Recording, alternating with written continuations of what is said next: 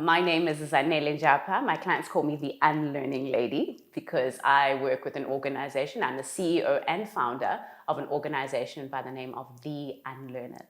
So to tell you a little bit more about my business and what we do, our business really helps large organizations and medium-sized organizations navigate change, basically taking them from frustrated and anxious and feeling unsafe when it comes to a range of different transformations, all the way to feeling excited, to feeling hopeful, but also equipped to navigate changes. And really what we do is we help them to unlearn and relearn, helping them to move through the process of who they used to be into who they now want to become and where the business is actually going. Oh my goodness, my journey is such an exciting one, but also when I look back, I go, oh my goodness, how did I do that? I actually was a primary school teacher starting off. That was my very first professional work and what I did my undergrad in. Good times. I did that for about 3 years. I've always had a passion for children. I love children, and I worked with grade 5s, grade 4s, and grade 7s. So just the little ones that would swing on the fans, jump on the tables, just lots and lots of fun. But I had a really good time doing that. And then I think that's when I knew that there was a call for something bigger. Yes, still teaching. I see myself still as a teacher, as an educator, facilitator, but making a different kind of difference, a different kind of impact. And then from there, I guess, as they say, the rest is history, because I made the transition then into facilitating, and I worked with a fantastic organization around strategic thinking and the future of work. And after that, I thought, you know what, it's time. I think the world really wants to have the conversation around letting go and grabbing hold. And that's when I started The Unlearners. There is so much that motivates me, but I think the most important thing, and I always go back to this, is my grandmother, my late grandmother. Such a big motivator of mine, because my grandmother was someone who, I think the last grade she did was like a grade 3 or a grade 4, and thereafter didn't do any other formal schooling, and then never held formal employment in her life. And I always think of her as someone who was so resilient. But, and this is the part that really motivates me the most and sometimes gets me a little bit emotional, is thinking about how if she had had the opportunities that I have access to today, I can't even think about what she would have done with them. And even though it makes me sad to think that she didn't have those opportunities, it makes me excited to know that I have them now, and I would be amiss if I didn't take advantage of those opportunities and do justice by what she built, and also the platform she created, because even in that circumstance, she was resilient, she was adaptable, she was flexible, she was creative, she was loving, she was empathetic. All these skills that I now help organizations to build, I didn't have to learn them from someone with a college education, but someone who didn't have that, didn't have those opportunities, but somehow was still able to nurture me. So thinking about my grandmother and I think a few other people, but her mostly, really motivates me to do the work that I do and really, really do it well. You know, with the journey around unlearning, and this is what I often share with my clients, that when you unlearn anything, it's not just about the organization where it is right now, or you as a leader where you are right now. Literally what you're doing is you're creating a new foundation for the future, but you're also justifying what might have happened in the past, or you're rewriting what's in the past. All of those years of conditioning around the way we do things around this company, and this is the system we use, and this hasn't worked, and so we won't try it. When you engage in the courageous act of unlearning in that moment, you shift something profound that serves not just you, it serves those who came before you in the organization and those who will come later on down the line. I think there's so much, but often some of the key achievements that I look to is work that I've done with my clients and success stories that we often have, and how clients often come back to say that this has been the transformation we've made, or this has been something we've unlocked in the business that has been profound for us, because we've seen either a growth in turnover, maybe we've seen a growth in our numbers in the team, or just something that has profoundly shifted within the organization. I think that for me is the greatest success. So there have been some great achievements on my journey, which I'm always really proud of, and I like to almost split my achievements into two. The very first parts are those achievements where you get recognized for the work that you've done and the impact that you've made. So at one stage, I was a part of Advanced Media's most influential young South Africans, and I was number 45 on that list of 100. And that was still back. And the funny thing about that is it was still back in 2019 when I was still teaching and doing this work on the side. So the other side of the achievements is when our clients have successes. And that for me is always so inspiring, because our big key themes or values in our organization is learn, change, and grow. So each and every project that we engage in, each and every client conversation that we have, each and every intervention, it's always about the iterative process of learning, changing, and growing. When things don't work, we don't sob, we pick it up and we see what we can do to make things work and to shift. And when we see that in our clients, I think that's always so exciting. We've had phenomenal stories that have been shared by clients where they've been able to launch even products and services that have been targeted around insights that they got from their clients. Challenges are always exciting to think about, and I've experienced my fair share, definitely, of challenges. I will never forget one of the first few times I started doing this work, or I was in front of an organization. It was their Africa roadshow. So they were doing this huge event of all the Africa team members, and this is a global organization. And I had delivered a workshop for them, a nice interactive future work skills workshop, and a keynote as part of the entire program. So I was playing a very big part in their program. And then afterwards, I came off the stage, and this lovely, lovely woman came up to me and she said, "You know what, Zanele, when you walked onto the stage, I just thought to myself, what is this tiny little girl going to say to us that we don't already know?" And I think at the time I received it, I didn't receive it badly, I wasn't hurt by it, but I found it quite interesting, and I respected the fact that she was able to share that with me. But later down the line, as I grew my career and as I grew my business, we started getting that a lot more. So I would sit in briefing calls with a client who, once they saw me or they engaged with me, would go, "We might want to work with someone else." Before we'd even gotten to the part where we discussed content and my expertise. And I think, when you experience something like that, it feels very real. The concept of ageism starts to feel very real. But also you start to understand how it's okay for you not to be for everyone. I think initially it hurts. You go, "My goodness, why wouldn't they want to work with me? I'm amazing." But then you start to make peace with the fact that it's okay.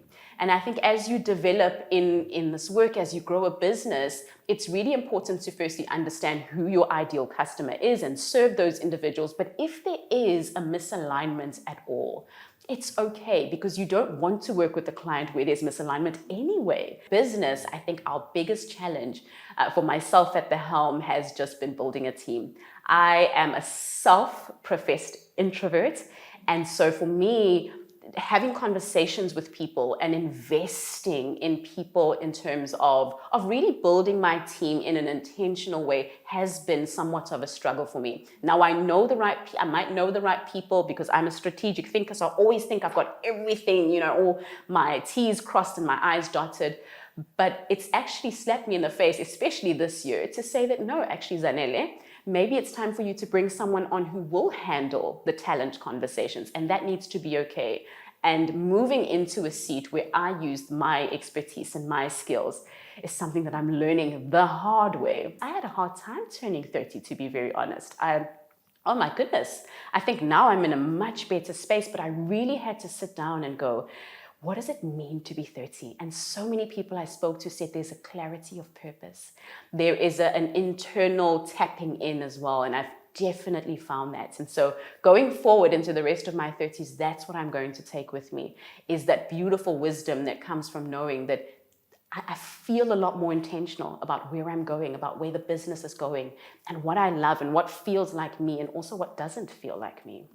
Definitely future goals is to expand the business globally. I intend to be a lot less tied down to being anywhere at any given time. So the way that we're building the business out now is we're expanding our consulting leg so that our consultants and our coaches can work from anywhere, and I can be anywhere at any given time, especially as someone who loves to not have to pick up the phone or to not have to respond to email. I love asynchronous communication because it means that I can live and work can be a part of my life, but not everything that I am. So I think that those are two key goals that we have as a business, is really just building in that flexibility. Because we don't have an office space, the intention has always been just a virtual business that can operate from wherever our clients are. I would give I would give so much advice to young women following my path, but I think the key thing that I would definitely say is things that I wish I'd heard very, very early on. And the biggest thing, I think I'll share just the biggest thing, is for you to live from your strengths and not doubt that at all. I love the quote of a mentor of mine, Michael Beckwith, who says that if you don't do you, you won't be done. And for me, when I heard that for the very first time, it was so powerful, because each and every person, each and every entrepreneur, each and every business owner is so unique.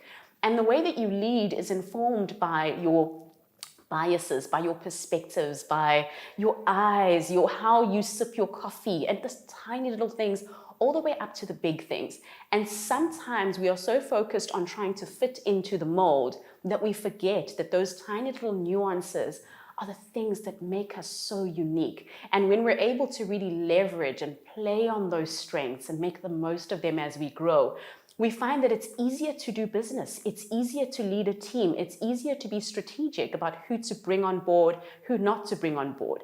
Just coming from that place. And that's why I really love profiling tools and personality tests, because they bring that beautiful self-awareness that comes with the process of unlearning and relearning and constantly changing, because you center in yourself, what does being me feel like? And then you make your decisions from there. Should I have coffee with people? Should I not? Maybe it doesn't feel authentic to me. How do I build my business around myself and my personality? So that for me is an absolute game changer.